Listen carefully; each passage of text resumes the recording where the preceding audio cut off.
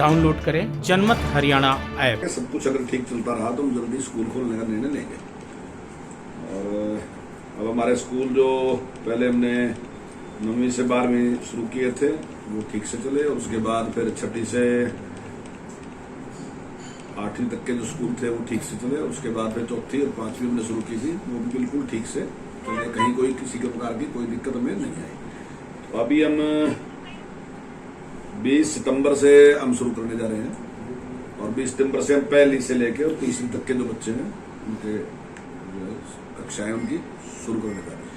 उसके लिए हमने निश्चित किया है कि भाई सभी बच्चे अपने अभिभावक से लिखवा के लेके आएंगे, और उसमें उनको छूट है कि अगर अभिभावक उनको भेजना चाहते हैं तो भेज सकते हैं, और अगर वो नहीं भेजना चाहते तो नहीं भी भेजेंगे तो किसी की कोई एब्सेंट वगैरह नहीं लगेगी। ऑनलाइन एजुकेशन जिस प्रकार से जारी है वो ऑनलाइन एजुकेशन उसी प्रकार से जारी रहेगी, उसमें कोई बाधा नहीं आएगी, बिल्कुल उस तरीके से जारी रहेगी।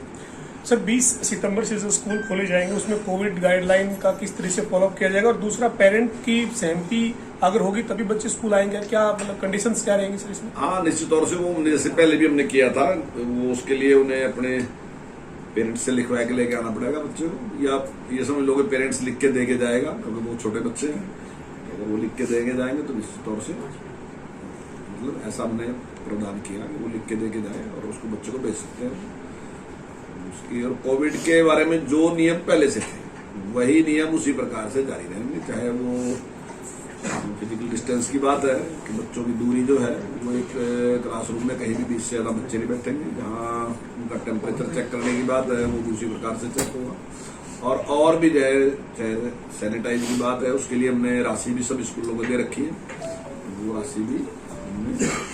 एक टीचर्स का वैक्सीनेशन होना था सर, वो कितना हो चुका है?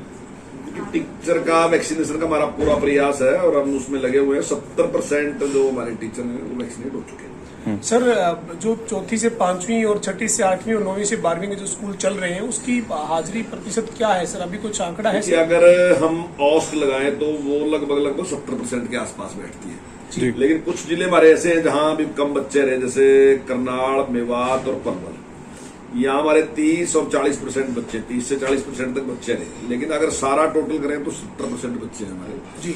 और 9वीं से 12वीं में जो है वो हमारे कुछ कम है, वहाँ 45% बच्चे हमारे स्कूल में आ रहे हैं। तो ये 20 सितंबर से सर पहली से तीसरी क्लास के जो बच्चे स्कूल आएंगे उसको लेकर तमाम एहतियात जो है वो जारी कर दिए हैं? हाँ बिल्कुल, सारे एहतियात हमने जारी कर दिए और हमने पूरा उसका ध्यान रखा है। इसलिए जैसे मैंने पहले भी कहा था कि हमने 4थी और 5वीं शुरू किए हैं, अभी हम देख रहे हैं, और उसको सारे को हमने देखने के बाद सब कुछ ठीक था तभी हमने अगला स्टेप लिया, और हमने पहले से 30 तक। सर मिड डे मील दिया जाता था, इसको लेकर कैसे रहेगा कोरोना काल में, अब स्कूल खुलेंगे? देखिए अभी हम उसमें स्कूल में बनाने की तो परमिशन अभी नहीं देने जा रहे जी, तो हम जिस प्रकार से सूखा राशन दे रहे थे उसी प्रकार से देंगे, लेकिन अगर सब कुछ ठीक रहता है तो उस पर भी विचार करेंगे। शिक्षा की गुणवत्ता में सुधार करने के लिए किस तरह से कदम उठाए जाएंगे सर?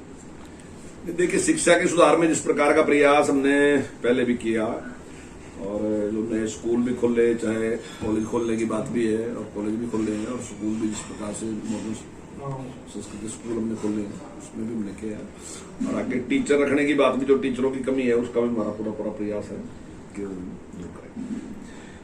एक टीचर्स के ट्रांसफर होने थे सर अगस्त के बाद, वो ड्राइव खोलनी थी, कहाँ तक?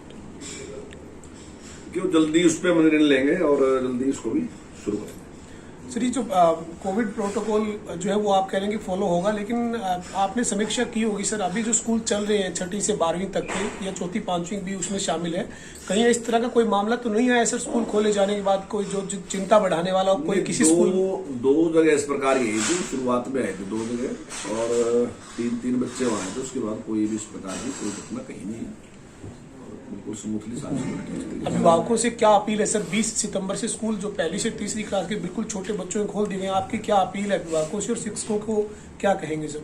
देखिए मैं तो यही कहूंगा कि घबराने की कोई जरूरत नहीं है, बिल्कुल सारे प्रदेश में कोई भी केस नहीं है कोरोना का, और बच्चे भी जो शिक्षा प्रत्यक्ष रूप से स्कूल में आके जो संस्कार सीखते हैं, जो शिक्षा ग्रहण करते हैं, तो वैसी शिक्षा हम ऑनलाइन वो तो नहीं हो सकता हूँ, विकल्प नहीं सकते उसका, लेकिन अगर अभिभावक के मन में किसी प्रकार की भी कोई चिंता है तो निश्चित तौर से ऑनलाइन एजुकेशन का भी लाभ हो सकता है। सर पर्यटन महकमा भी आपके साथ आपके पास है, तो भविष्य में क्या योजनाएं रहेंगी पर्यटन को लेकर?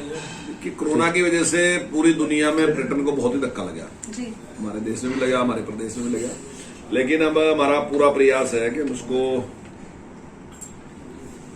नई गति दें। और उसके लिए अभी हमने जैसे मोरनी में भी शुरू किया था, तो अभी उसके लिए हमने सारे नियम बनाए दिए और 27 तारीख से वहां पे हम शुरू करने जा रहे हैं और उसके काफी अच्छे परिणाम जो है वो आपके सामने आएंगे। और उसी तरह पे हम दूसरे और जैसे हथनी कुंड है और दूसरे और है टिक्कता अपना रोहतक में है तिलियार, तो वहां पे भी विचार कर रहे हैं जल्दी और उसके बारे में जल्दी निर्णय लेंगे, क्योंकि नियम उसके हमने बढ़ा दिए सारे के सारे, तो आप जल्दी उसके बारे में निर्णय लेंगे। और हमारा प्रयास है कि मेंटेनेंस के लिए किस तरह से कदम दूसरा हमारा ये है कि हम चाहते हैं कि जैसे होम स्टे पॉलिसी है वो हमने बढ़ा दी और जल्दी उसकी घोषणा करने जा रहे हैं। अगर कुछ लोग अपने यहाँ इस प्रकार का अरेंजमेंट करना चाहते हैं कि कोई टू रूम सेट या 3 रूम सेट बना के वहाँ पर्यटक को रोकना चाहते हैं, तो उसकी परमिशन हम उनको देंगे। इससे मुझे लगता है कि ज्यादा लोगों को रोजगार मिलेगा और जो पर्यटक है उसको ये सस्ता भी होगा और उसको वहाँ के जो जिस प्रकार का कल्चर है उसको जानने का अवसर मिलेगा। मैं समझता हूँ ऐसा कि जो भी बाहर से पर्यटक आता है वो केवल एक किसी विशेष चीज को देखने नहीं आता, बल्कि वहां का कल्चर भी देखने आता है। उसकी इच्छा होती है, चाहे वो उसको मौका ना मिले, लेकिन उसकी इच्छा होती है कि मैं देखूंगा यहाँ के लोग कैसे रहते हैं, उनका जीवन किस प्रकार का है। तो हर आदमी की इच्छा होती है जो दूर से आता है। जैसे मैं भी अगर केरल जाऊंगा तो मैं भी केरल या तमिलनाडु जाऊंगा तो मेरी भी इच्छा होती है कि केरल के लोग कैसे रहते हैं, कैसे खाते हैं, कैसे बैठते हैं। तो ऐसे ही अगर वहां से कोई आएगा तो वो भी देखेगा हरियाणा के लोग कैसे रहते हैं। तो मैं समझता हूँ कि इससे काफी लाभ हमें मिलेगा। राजनीति के आगे, राजनीति के पीछे, हर हलचल को जानने के लिए हमारे YouTube चैनल जनमत हरियाणा को लाइक करें, सब्सक्राइब करें और अपडेट रहने के लिए बेल आइकन दबाना ना भूलें। देखते रहें जनमत हरियाणा, सच के अलावा कुछ भी नहीं।